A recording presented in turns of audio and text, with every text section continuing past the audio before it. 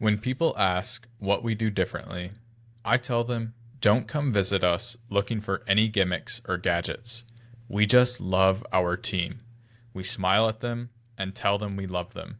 We share in their joys and stand by them through their hard times. It's amazing how that filters down to our customers. That is an excerpt from the book I'm going to be talking to you about today, titled Eat More Chicken, Inspire More People. This is the autobiography written by the founder of Chick-fil-A, Truett Cathy. So the book isn't super long. It's around 200 pages, but I could honestly hardly read a sentence without stopping to take notes. It seemed like every story Truett told, from his upbringing to the early days of building Chick-fil-A, were just packed with invaluable lessons. Back to the book. Truett was born in Eatonton, Georgia in 1921 to a very poor family. Land wasn't worth the taxes people owed on it, and we owned nothing of value. Rather than perish, we moved to Atlanta, and my dad got a job with the life and casualty insurance company of Nashville, selling policies and collecting premiums. He earned so little money, however, my mother had to step in and become the family breadwinner. So Truett's family is so poor, and his dad is making so little money that his mom has to open a boarding house where strangers come and live with them. He goes on to say, rearing 7 children and running a boarding house with 7 or 8 more people left mother with no time to relax or to read books. She made all the boarders' beds and kept their rooms straight, cleaned the bathroom, and cooked breakfast and supper for everybody every day, including Sunday dinner. Mother never used a recipe. She had an instinct or an intuition that guided her through everything she cooked. Years later, I used the same concepts marinating and cooking when I developed the Chick-fil-A chicken sandwich. From a very early age, Truett was deeply influenced by his mother's work ethic and her Christian faith. Mother was a wonderful model of a hard worker, the first person up in the morning and the last down at night. In fact, the only time I ever saw her eyes closed was when she lay in her casket. And the only time I saw her slow down in life was to sit and listen to the old-fashioned revival hour from California on the radio every week. That was her devotional time, sitting by that radio and listening to the scripture being read. So these formational experiences of growing up super poor and seeing his mother work extremely hard set Truett on the path that one day leads him to create a billion-dollar company. I learned fast during the Depression, though, that if I wanted a nickel, I would have to earn it. I was 8 years old when I decided it was time for me to earn my own money, so I started selling Coca-Colas door to door. I realized that I could buy 6 Cokes at the grocery store for a quarter, sell them for a nickel each, and recognize a 5-cent profit. That was the beginning of life in the business world for me. Knocking on people's doors and asking them to buy a Coke from me demanded an awful lot of courage. As a little boy, I had a speech impediment so severe, I could not pronounce my own name. My mother wrote my name on a card, so if I had to introduce myself to strangers, I could let them read it. I remained tongue-tied for years, and as a consequence was quite shy. As I grew, I had to make myself step out from my timidity. When I got to the point of giving more than 100 public speeches a year, I saw how the Lord took one of my greatest weaknesses, my earlier difficulty in speaking clearly, and used it to magnify his purpose. So I think true interest is often revealed early, and this is clearly the case with Truett Cathy. Truett's little business wasn't just for fun, though. He expands into other drinks and develops an obsession with the customer and begins to make more money. Not so he can buy more stuff, though, but so he could help support his family. Despite his efforts, his family has to move into government subsidized housing and has to take out debt to pay for their groceries. He never forgets this, and once he makes enough money during his time in the Army after graduating high school, he goes back to that same grocery store to pay their debts off. So as Truett progresses in his entrepreneurial interests, he starts to learn the lessons that will form the bedrock for what makes Chick-fil-A so successful. Ever since I was a teenager delivering newspapers, I have tried to not lose a single customer. I treated each one like the most important person in the world and delivered each paper as if I was delivering it to the front door of the governor's mansion. It's always easier to keep a customer than to replace one.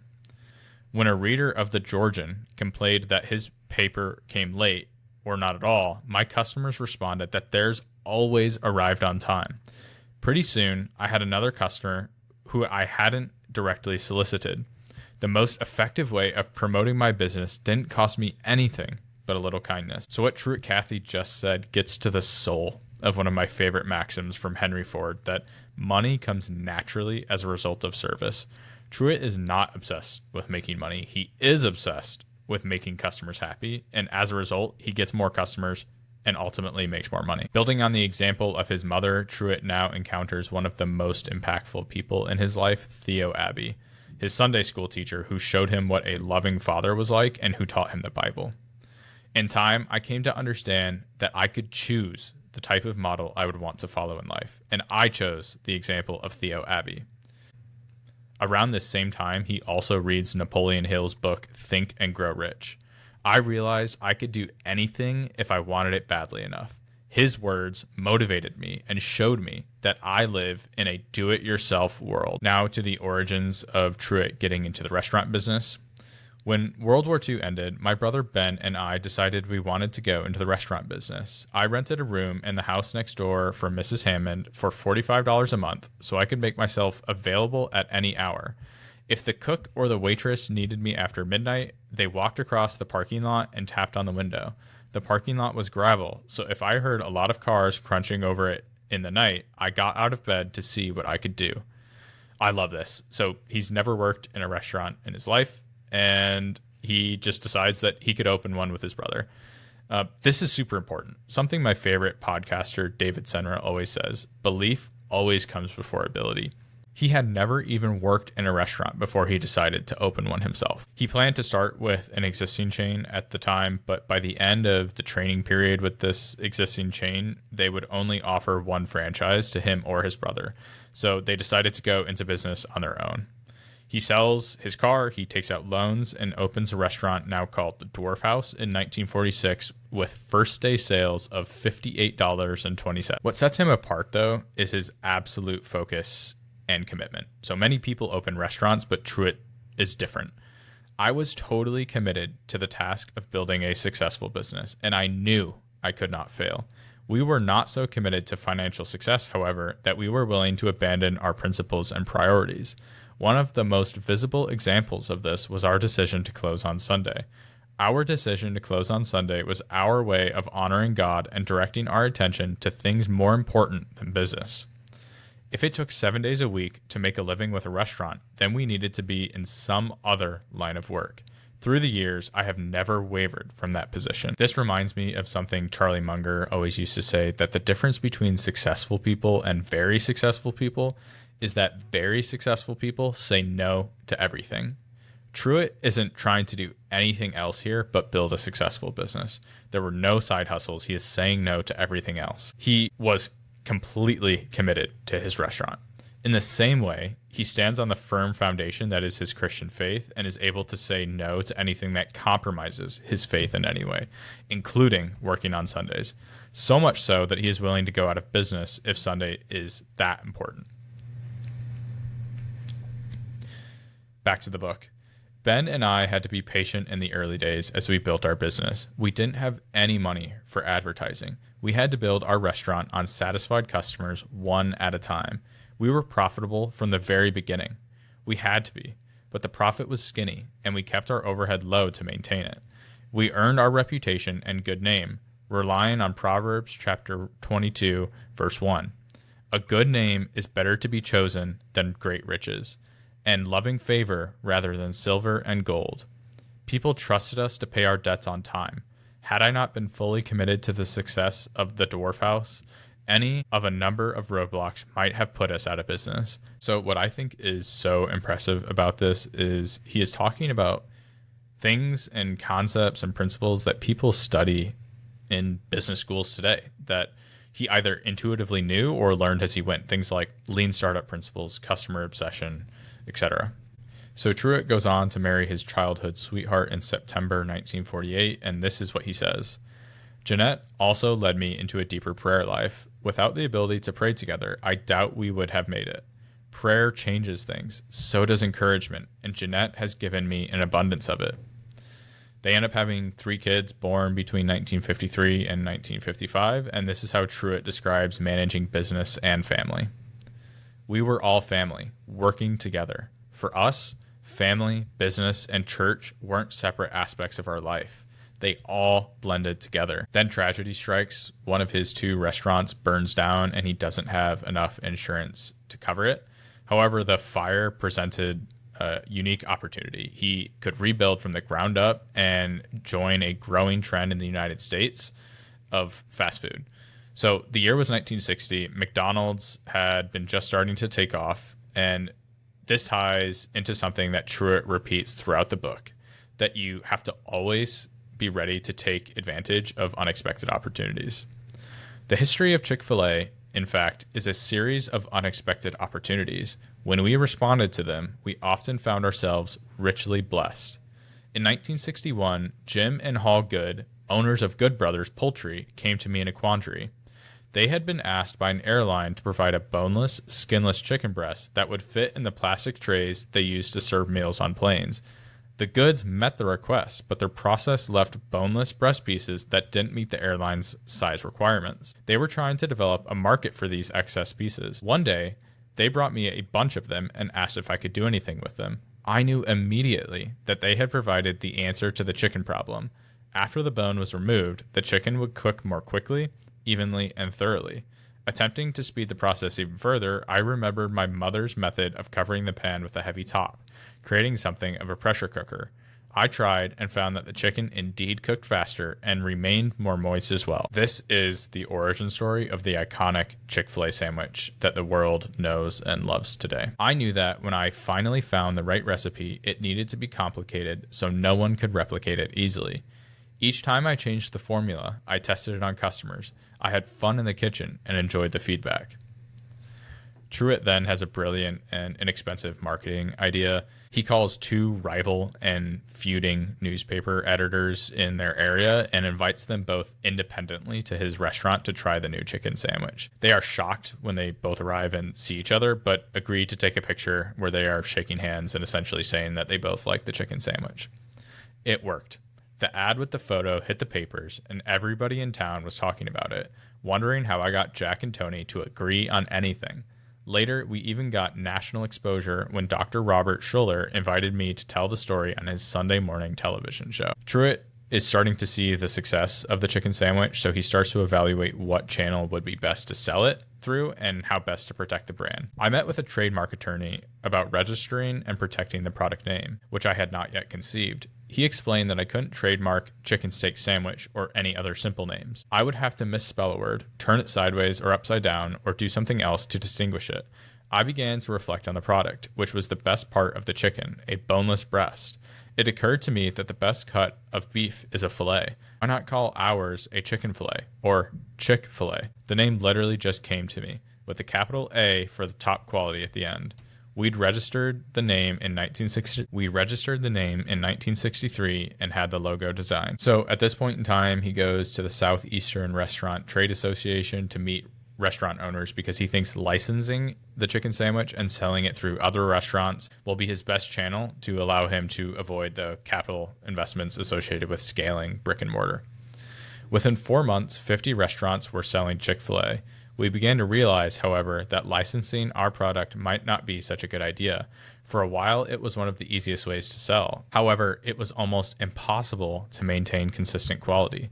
I needed to control the quality, and the only solution I could think of was to open my own restaurants, a prospect that still didn't appeal to me. The compromise option that Truett ends up settling on is to leverage the growth of malls in the United States at the time, and this allows him to avoid the high upfront capital investment required from building a restaurant and guarantees him a healthy amount of customer traffic through the mall. Food in malls was not obvious at the time, however, though this represented an innovation. Malls did not yet have food courts, and mall owners were super worried that a restaurant like Chick-fil-A would make the mall smell bad and that people would leave trash all over the place. Truett does not let this resistance stop him. One particularly tough sell was right in our own neighborhood, the Perimeter Mall.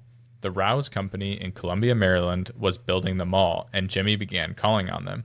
We were a joke to them. We kept up our campaigns throughout the construction process. Every time we heard that someone from Rouse headquarters was coming to Atlanta, Jimmy or I took food to them at the job site. Then Jimmy began a postcard campaign. Every day for 30 days, he sent a card to Rouse with a photo of a Chick-fil-A restaurant product on one side and an advantage of including us in the mall on the other. Finally, they called and said, "Cut out the postcards. We're going to make a deal." So they opened more and more Chick-fil-A restaurants in malls, but as mall growth begins to stall in the United States, it's clear that they need to move into standalone restaurant buildings. To achieve the mall growth and the new growth in standalone restaurants, Truett develops an ethos founded on loyalty and character of how to select a franchisee or operator, as Chick-fil-A calls them. And that is one of the key reasons, if not the key reason, that they have been able to scale and maintain the positive customer experience that they have to this day. A super cool story that demonstrates this is from when one of his partners brings him a policy proposal for how to handle a situation where they have to fire an operator. "We won't need this plan," I said, handing it back to him. "We won't be making any changes. Our operators wouldn't leave. We would be loyal to them, treating them as we wish to be treated, and they would reciprocate." They did. Fewer than 5% of our operators leave the chain in any given year. Other chains tout their knowledge management with their computer and communication systems. We manage knowledge by keeping people and their knowledge in the organization. The food tastes better with that kind of long-term operator stability. From the beginning and until only recently, I interviewed every new candidate.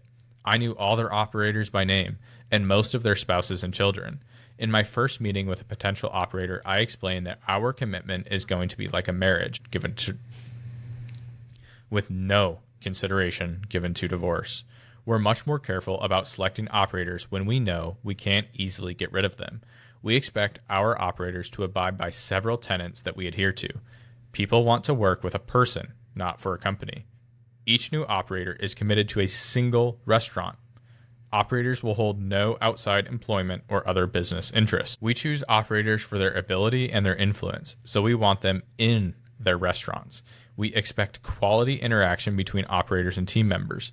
We expect quality interaction between operators and customers, both in the restaurant and in the community. This is why whenever you walk into a Chick-fil-A, you have an experience with authentic customer service anywhere you go in the country.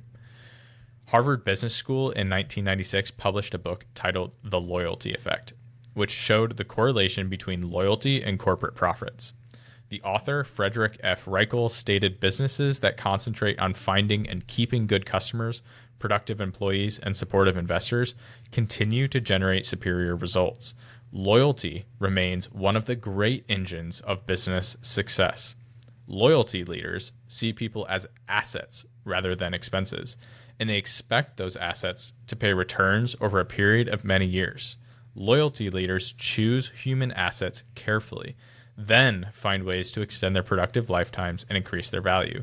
Mr. Reichel used Chick-fil-A as one of his primary examples, showing how our lifelong commitment to the success and well-being of our operators has resulted in loyal operators who then experience tremendous loyalty from their team members and, in turn, their customers. Many people don't know this, but despite Chick-fil-A being one of the most successful restaurant chains in the world with higher sales per store than any other fast food chain, they have the lowest upfront franchise fee. This is in part because Chick-fil-A fully owns the restaurant and land, but it is also because they view the operator fundamentally differently. They view a relationship with an operator like a marriage, like Truett said, where divorce is not an option. And because of this, they are extremely selective. So much so that it is easier to get into Harvard than it is to be selected to run a Chick-fil-A restaurant. We supply the initial capital for the restaurant, so we don't have to limit our search for operators to people with high personal net worth. The only money required from an operator is $5,000. I think it's $10,000 or so now. Refundable capital investment. To fuel this kind of growth we desire, we need eager, talented, honest, dependable, people-oriented operators who are hungry to succeed in the restaurant business and who will put their heart and soul into it. Interestingly, the other part of this decision to supply the initial capital for the investment into a new restaurant is not necessarily to retain all of the equity for the gain of the business, but it is because of Truett's commitment to do right by all stakeholders involved in Chick-fil-A at any point in time. Chick-fil-A is now one of the largest privately owned restaurant companies in the world. Many others have achieved our size by offering ownership in their companies to the public. We have resisted and will continue to resist that status. In the early days, we did not offer stock for sale because I could not predict how fast the company might grow or what dividends we might pay to anyone who might invest. Additionally, I'm afraid the directors, if we had a bad year, might tell me I'm old-fashioned and fire me. Too often, Wall Street analysts are more interested in profits than they are in principles and people. If I had a widow invest her savings in Chick-fil-A and the company didn't pay the return she expected, I would feel obligated to make up the difference to her. For that and additional reasons, we have never offered stock options to Chick-fil-A employees. If I were to bring on a person and give him half his salary in stock options, that might pay off in great dividends and growth over the long term. Plus, it would save the company considerable current cash flow. However, an operator with a sack full of stock options might decide to sell out after 15 years and retire early or do something else. Our system puts the cash in the hands of the operators today instead of sometime down the road with a lump sum, and encourages them to earn all they can, save all they can, and give all they can right now. Their focus is on today's customer. Truett expands on his commitment to loyalty and how this has informed his decision to remain closed on Sundays, saying, "A question I am asked is, why do you close on Sunday, the biggest day of the week for many restaurants? The answer lies in loyalty. For my family and me, when we speak of loyalty, we first mean loyalty to God. Closing our business on Sunday, the Lord's Day, is our way of honoring God and showing our commitment to Him. My brother Ben and I closed our first restaurant on the first Sunday after we opened in 1946, and my children have committed to closing our restaurants on Sundays long after I'm gone. I believe God honors our decisions and sets before us unexpected opportunities to do greater work for Him because of our loyalty. That's a secondary reason why we close on Sunday, so operators and team members can count on at least one day a week devoted entirely to family, worship, and personal pursuits. This is one of the most important principles we live by. The family must come first. We tell operators the worst thing that can happen, other than to drop dead, is to lose your family. What does a man gain if he gains the whole world and loses his family?" So there are many more details in the book about the business, but one of the strongest threads throughout this book and Truett's life is his commitment to giving and investing in others. All throughout the book, he is telling story after story of investing his time and money in young people. And he says, "People ask me why I invest so much time in foster homes. The one thing I take more joy in than anything else in the world is seeing young people develop. They grow and make good decisions. They want to be winners, despite the odds against them. And all the while, I enjoy a wonderful, loving relationship with them." This care for helping others, especially those that have less, and especially young people, springs directly from Truett's genuine faith in Jesus Christ.